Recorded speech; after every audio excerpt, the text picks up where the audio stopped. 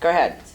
I just recently changed my topic to childhood obesity because I'm a swim coach, so I was at swim practice yesterday, and a kid walked up to me. He looked around maybe 10 or 12 years old. He was a pretty big kid, and I asked him, I said, "How old are you?"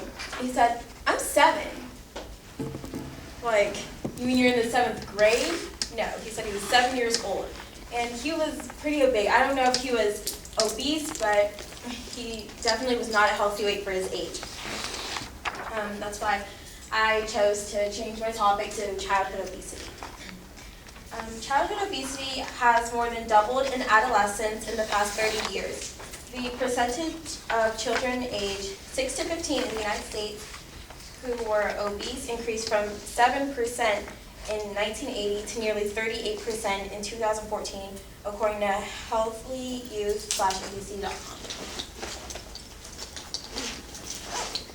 The main point I'm going to discuss today dealing with childhood obesity is the emotional and physical aspects childhood obesity puts on children and how to put an end to it.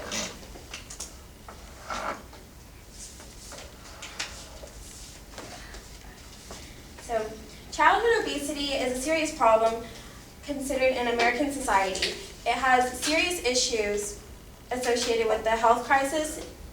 In U.S., 31.7% of every 1 in 3 children are suffering from obesity. So some of you might know, or you might be related to some children that are not a healthy weight, maybe not be obese, but definitely aren't a healthy weight for their age. Physical outlook. Obesity can cause sleep apnea and eating disorders, such as bulimia, anorexia, and dysmorphia. Basically, these eating disorders can really cause kids they'll feel bad about themselves. They'll see lots of skinny models in magazines and they'll want to be just like them. So they don't know how to exercise correctly and eat right to lose the weight, so they just start starving themselves, and they need to be educated about how to lose the weight in a healthy manner. And type 2 diabetes has definitely become much more common over the last 5 years in obese children. This will stay with them until they're in their adult years and cause heart problems, blindness, and even amputations of different body parts. The emotional outlook. Lots of kids, whenever they're bigger than other kids in their age group or grade, they tend to get bullied a lot, and then depression strikes. They feel really bad and down about themselves, and they don't really know how to take these emotions and deal with them correctly. Social skills. According to the Cornell University Department of Policy Analysts, obese children often display poor social skills than their normal weight peers.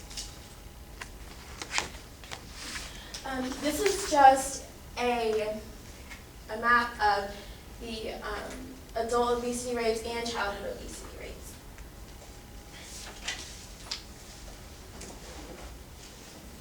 So how to end childhood obesity?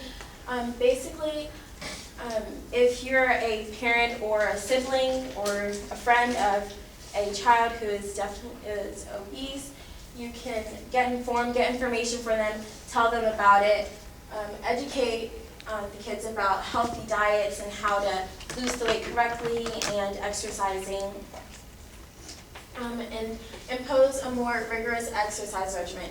In elementary schools, I'm pretty sure all of you remember, you only had about 30 minutes of exercise that you were given, and that's not really a lot of time that you're given to really exercise and burn calories that you need to.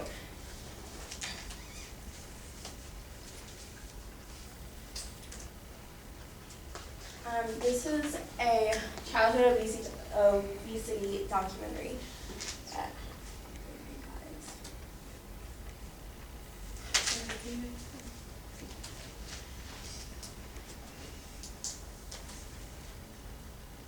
Or maybe I will play it. Okay. You gotta right click on it. Right click? Yeah, go back and right click on it. Okay. Oh, sorry. Either one. Okay, okay.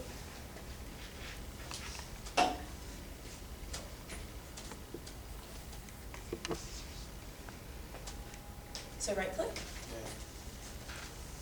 Oh, nice job. Okay, that's okay. So I hope I informed you guys about childhood obesity and persuaded you that it's definitely a huge problem in America, and it definitely needs to be fixed. Thank you.